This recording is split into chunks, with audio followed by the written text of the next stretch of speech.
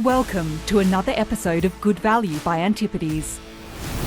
I'm Alison Savas. At around 11 times forward earnings, UK equities are the cheapest they've been since the 2008 financial crisis, apart from COVID. And they're the cheapest in the developed world. Even relative to their own history, UK equities are trading at a 20% discount versus the US at a 15% premium. While the rest of the developed world is seeing inflation rapidly fall, goods inflation has remained stickier in the UK, leading the market to assume that the Bank of England will have to remain relatively tight. And this is weighing on sentiment and equity valuations. So is the UK economy structurally different from the rest of the developed world? Or can inflation fall faster than the market expects? And can a shift in inflation expectations be the positive catalyst to take UK equities higher? Joining me today is James Rodda, Portfolio Manager of Developed Markets and the Antipodes Global SMID strategy. As well as briefly discussing the macro backdrop, we're going to delve into Antipodes' three largest UK listed investments, the largest Western spirits company, and two dominant domestic businesses that trade on a fraction of the multiple of similar businesses listed in Australia and the developed world. Welcome, James. Hi, Alison, and thanks for having me back.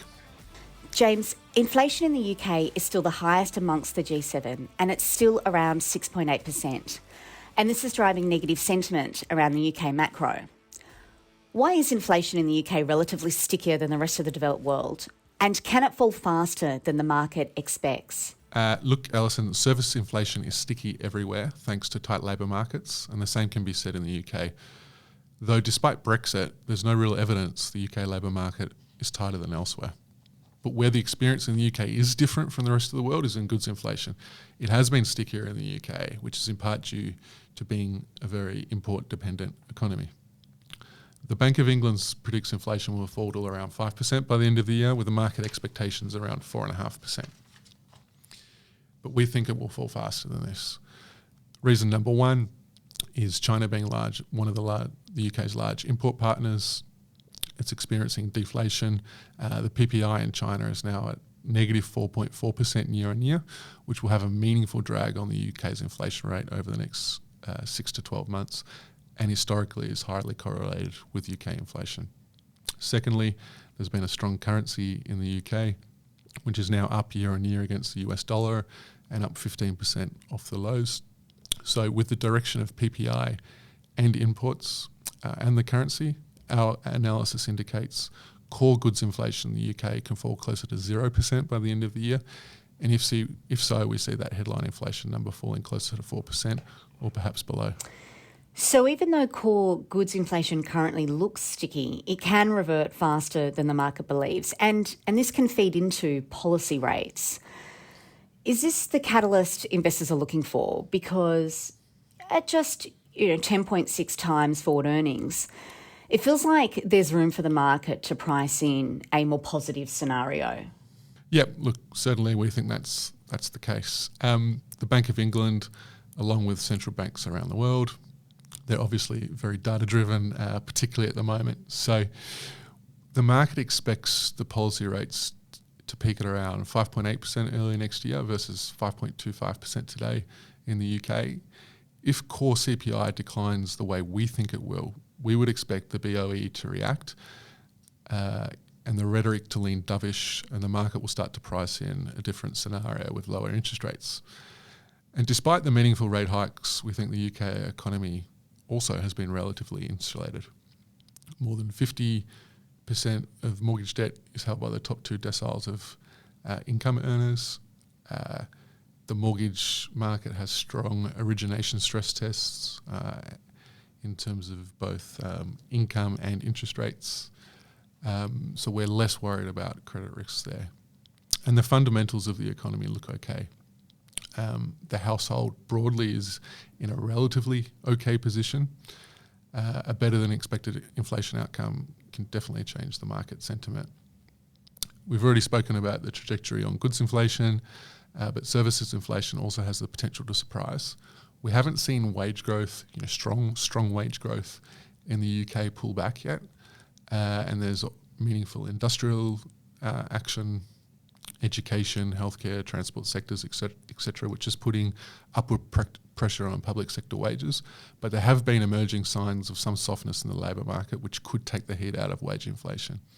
For example, vacancies have trended down, even though unemployment still remains low compared to pre-COVID levels, the data on vacancies is looking good. So, for example, we're now back down to 0.8 of a job advertised per unemployed person from 1.1 jobs being advertised per unemployed person, only several months ago. So, we're tracking labour data closely. And we do see the market loosening somewhat. And what is the downside scenario? Yep, look, the most obvious downside scenario is the risk that the Bank of the BOE, the Bank of England, is backward looking. They over tighten or they take too long to pause if they focus too much on wage inflation rather than broader inflation and the broader GDP growth. And this drags the UK into a deeper recession than is expected. Similar to what we see in the US and similar to other developed market economies as the core risk. Governor Bailey has said the BOE is willing to create a recession if that's what's necessary to bring inflation down. So putting that all together, we definitely think being too hawkish, high rates for too long is the key risk. James, that gives us a really good overview of the macro backdrop. So let's shift to stocks. Today, I wanted to discuss our three largest UK listed holdings, and that's Diageo, which is the largest Western spirits company, supermarket giant Tesco, and retail bank NatWest. So let's start with Diageo, a company which, I think many listeners may not realise they already know. Diageo has a portfolio of very dominant brands like Johnnie Walker Scotch, Tanqueray Gin, Guinness, Bailey, Don Julio Tequila, and I will stop listing them because we're all going to turn off and head to the pub if I go on. Now, spirits is an industry in which 2/3 of the market is represented by small-scale local players. But Diageo leads with 10% share of international spirits. How has the company built such a dominant business in a very fragmented market? Yep, let's put it down to three factors, Alison. So regulatory licenses and the right to operate, let's call it, the age of their inventory, and finally the extensive investment in distribution. So on the right to operate, if you think about the portfolio, Scotch can only come from Scotland, tequila can only come from certain parts of Mexico, cognac can only come from that particular town in France, and so you can't compete unless you have that plot of land or that distillery in that specific location. So very real barriers of entry to competitors for key parts of the portfolio. Inventory age as a sort of second competitive advantage. Take Johnnie Walker, which is a key revenue driver for Diageo. You have either 10-year-old whiskey or you don't. And if you don't, it'll take you 10 years to get there. So Diageo has the largest premium Scotch portfolio in the industry with 35% market share globally of the Scotch market. It would over-index to the premium market there as well.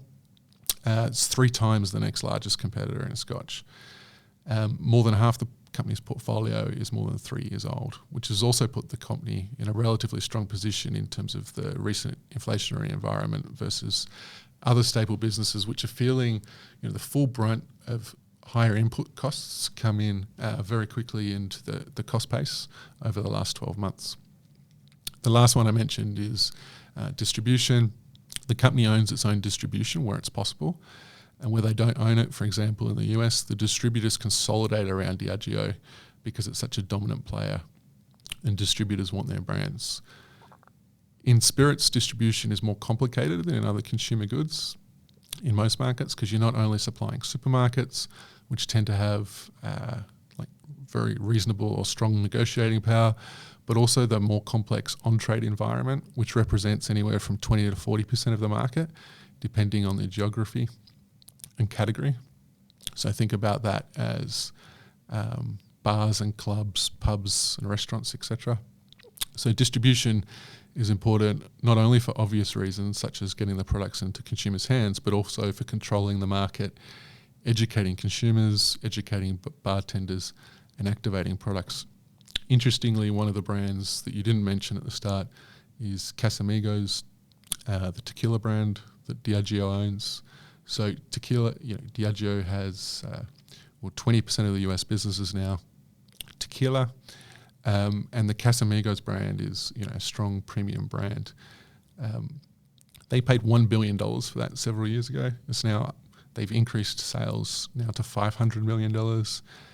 Typical multiple for a business like this with premium profit margins would be 5 to 7 times sales. So basically buying an existing startup brand, let's call it, in Casamigos, which is obviously famous with George Clooney having been amongst the founders, pumping that brand into their existing distribution network has created significant an amount of value, significantly in excess of what they paid for that product. And, looking ahead, where do you see Diageo's big growth opportunities? Yep, look, overall, big picture, we like the spirits industry, which is taking share from beer and wine. And then we like the company's position in the industry for reasons we've already discussed. It's dominant in terms of brands. It's got a very strong inventory position.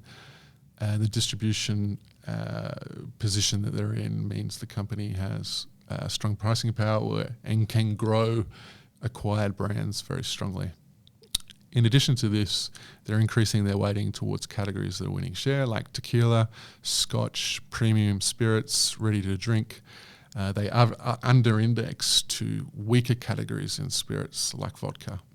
So the company's driving revenue growth more broadly across a portfolio of premium brands that are in the right categories within the spirit market, and the spirit market is the right category within the broader alcohol market. Over the longer term, we also think emerging markets are a key part of the growth story. They've got a strong foothold in India and China, and fairly dominant positions in Latin America and Africa. The companies, in terms of valuation, we think it's also extremely attractive, trading at around 18 times forward earnings. We think operating profit growth should average in the high single digits over the medium to long term. The company is buying back stock, so you'll see that in terms of free cash flow and earnings per share, because the stock buybacks can be more like a double digit growth level. And just for context on the valuation versus the quality of the business and the duration of the growth profile, you've got consumer franchises that we would argue are less exciting, perhaps Pepsi, Hershey's, Procter & Gamble, Colgate. These types of names trade on 22 to 25 times earnings. They're lower, they have lower organic growth rates than Diageo. 50% of the profit is US based, but it is priced at a discount, and we would take that back to the discount that we're seeing in UK stocks broadly, and we think that if it wasn't listed in the UK, it wouldn't be on 18 times. It might be on one of those higher multiples that those other names trade on. Switching gears from spirits to supermarkets, let's shift to Tesco, which on face value may not seem as exciting as discussing Diageo buying Casamigos from George Clooney, but Tesco is the leader in UK online grocery, but it's priced at only 11 times forward earnings. And this compares to Woolworths in Australia or Walmart in the US, which are both priced at closer to 25 times forward earnings. What do you think the market is missing?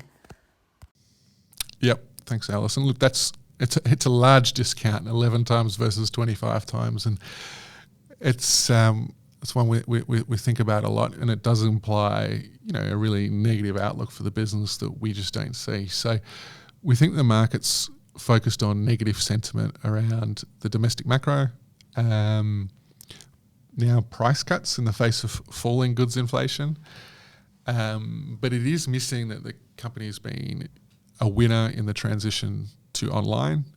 It's defending its market position very strongly against the discount grocers, so Aldi and Lidl, etc., and that the industry remains rational.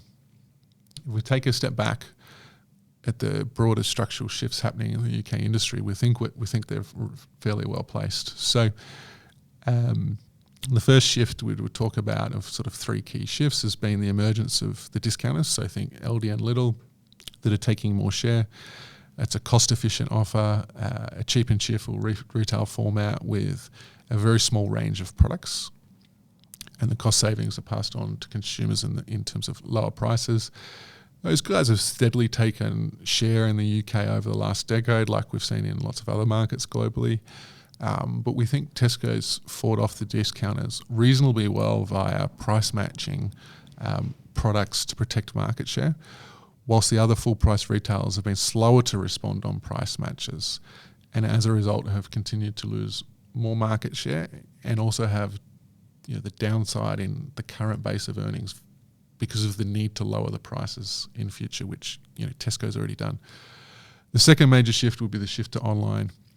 So Tesco launched online in 2000, has a nearly 40% market share in the online grocery business in the UK, so it's fairly dominant there. For context, they're 27% market share in offline grocery. So as grocery purchases move online in the UK, Tesco naturally increases its market share, which is something that we like and provides a natural tailwind to growth for the company. Certainly the barriers to entry for anyone to take that market share in online are fairly high, given the store base and the existing delivery density. The last one we'd talk about would be data. Tesco for a long time owned one of the leading European data businesses to the grocery sector. It provides information to grocery companies across the continent called dunnhumby.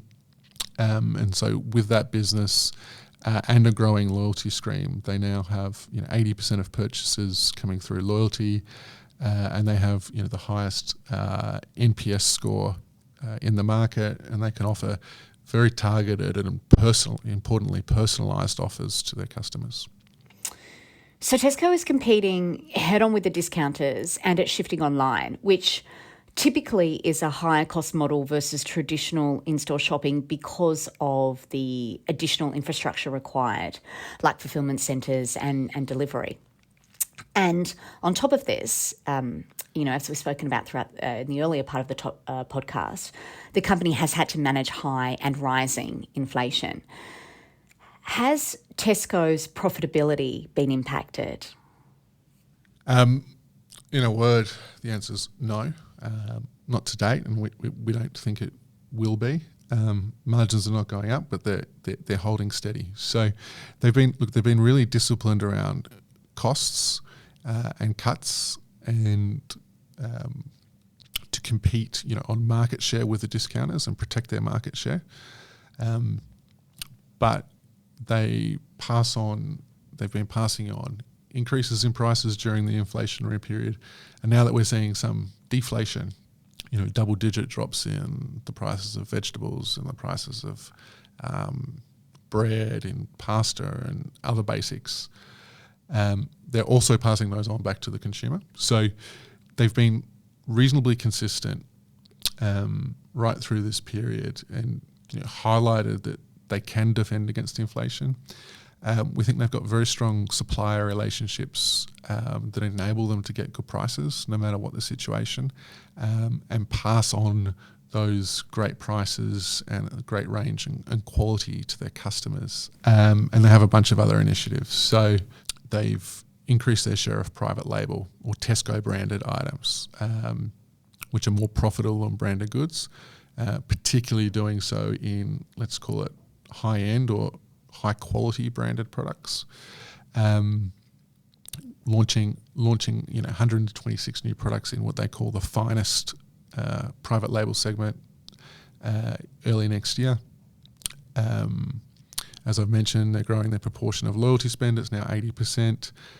Net Promoter Score is the highest in the market, and significant cost and efficiency programs over the last few years. So with another $1 billion to come out from energy saving, from removing food waste, and from things like automation as well. In terms of the move to online, and we think about that part of the question on margins, UK is very densely populated, which is key to running an online business. The other thing that's important is scale in a local market. They have that, so they have the density on the drop density, which is very important. And similar to Walmart, they have these large hypermarket formats that have so much excess land on the local site. So, where they're picking and packing the items from isn't far from where they have to do the drop, which saves a lot of money on logistics. So, we think that business has turned profitable and will be incrementally margin accretive, but hasn't been materially dilutive to Tesco at the moment. So, if I was going to sum it all up, it is profitable. It's defended inflation very well. It's got some great structural growth drivers that it's part of in the industry. 11 times earnings, as you mentioned, 9% free cash flow yield, can sustainably grow it. Let's call it 4 to 5% through the cycle. So your starting return is that cash flow yield plus the growth. And if we're lucky, we'll get a re-rating from above that current very low multiple as well, for which should also juice our returns. Probably lastly, Alison, it is worth noting that in this current environment, it is a very defensive business, and that's another thing that we like about it. In addition to Diageo, which is again also quite defensive. And finally, NatWest, which is the second largest retail bank in the UK, with almost 20% share of all primary bank accounts. And I think it's an understatement to say we've seen a lot going on in the banking sector globally this year. James, how has NatWest ridden the recent cycle? Look, reasonably well. Let's start with looking at the UK banking system more broadly. It's a relatively consolidated system. The 10 largest banks are around 80% of the loan market, so not too dissimilar to Australia and what we're used to here. A very well-regulated system. Lending has been conservative since the GFC in terms of strict loan-to-income ratios, etc. from the regulator. Deposits are concentrated in the system. Pricing's been rational. About 80% of household lending is mortgages, so it's again similar to Australia, but it's mostly done through bank channels, unlike in the US where most of the mortgages are on 30-year terms and originated effectively by capital markets. So we think it's a great market where banks can earn attractive returns on the largest lending class for the household, that being the mortgage, without taking a lot of duration risk.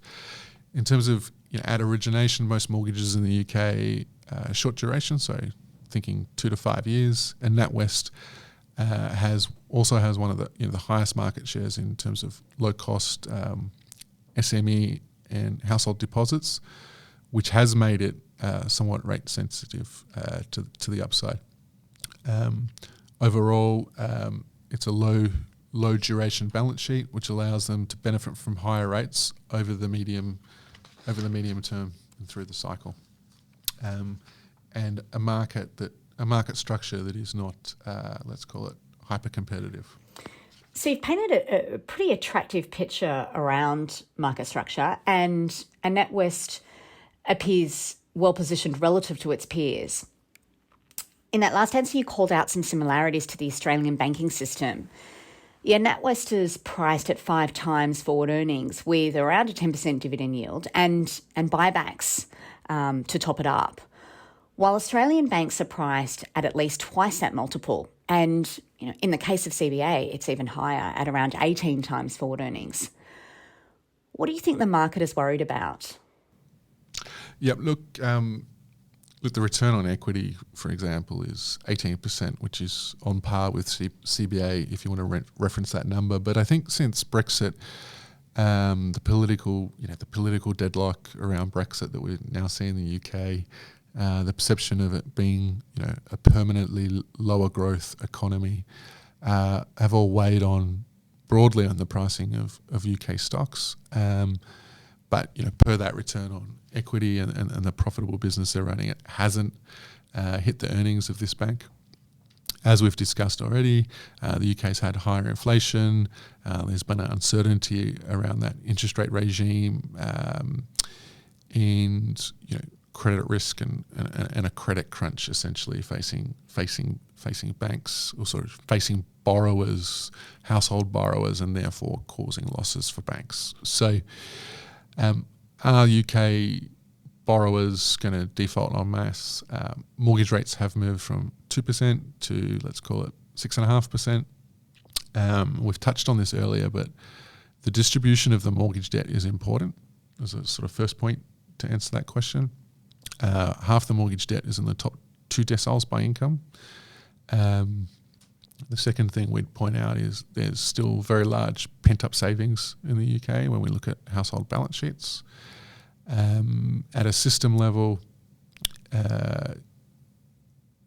regulation from post-GFC sort of been reasonably, and post-European crisis has been reasonably strong in the UK. So 4.5 times debt to income limits for households. In Australia, we might see loans often at 6 times or above income levels.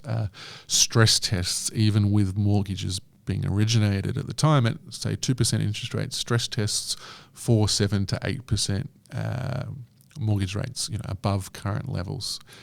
Then we've got sort of some of those structural factors in terms of the housing market that we also see in Australia. So a tight housing market supporting house prices, and low, let's say, market value loan-to-value ratios, where we see loan-to-value ratios across the book, the mortgage book of NatWest, at around 60%, meaning that on average for them to lose money on that loan portfolio, home prices would need to fall 40%. The other concern on the other part of the balance sheet is, let's say repricing deposits in a higher interest rate market. So that would benefit, obviously, the net interest revenue benefit that banks receive from higher loan prices. I think the UK, the consolidation in the UK sort of means there is limited options for customers to take deposits out of the banking system, like what we've seen in the US, for example, more like Australia again in that regard, where deposits will tend to stay in the system. If we look at this bank specifically, NatWest has a loan-to-deposit ratio of around 85%, which means only 85% of their deposits are lent out, and so they have a lot of room there. If you take a competitor in the market like Lloyds, that's more like 100%, and then you take a weaker bank in the UK like Virgin Money, which is the old Clydesdale Bank that National Australia Bank used to own. Their loan-to-deposit ratio is like sort of 110%. So in any deposit pricing, NatWest has a lot of room to move to fund their loan book before they need to get involved in any sort of competitive market situation around deposits. So overall, look, at 5 times earnings, we think we have a lot of margin of safety coming, in multiple different ways. In terms of capitalisation, it's a well-capitalised bank with a clearly communicated payout policy. We have confidence in a 10% dividend yield, and then when we look at buybacks, we expect to get something near the 20% earnings yield returned to shareholders each year. So we think the bank's priced for a deep recession. It's a quality bank in terms of its return profile to equity holders. But it's just sort of macro recession fears around the UK that are driving the business at the moment. And we would expect, again, that 20% earnings yield is to be something that we can earn, plus hopefully some sort of multiple re-rating from there. That's fantastic. Thanks for your time today, James. That's been a really great update. Thanks, Alison. If you've enjoyed this episode, don't forget to subscribe to this podcast so you can get an alert when the next episode goes live in a few weeks. For further information on Antipodes, head to our website antipodes.com, and you can also follow us on LinkedIn and Twitter. The content in this podcast is general information only. It is not advice of any kind and doesn't take into account your personal financial situation, objectives, or needs. You should seek professional advice before making any financial decisions. Stock commentary is illustrative only and not a recommendation to buy, hold, or sell any security.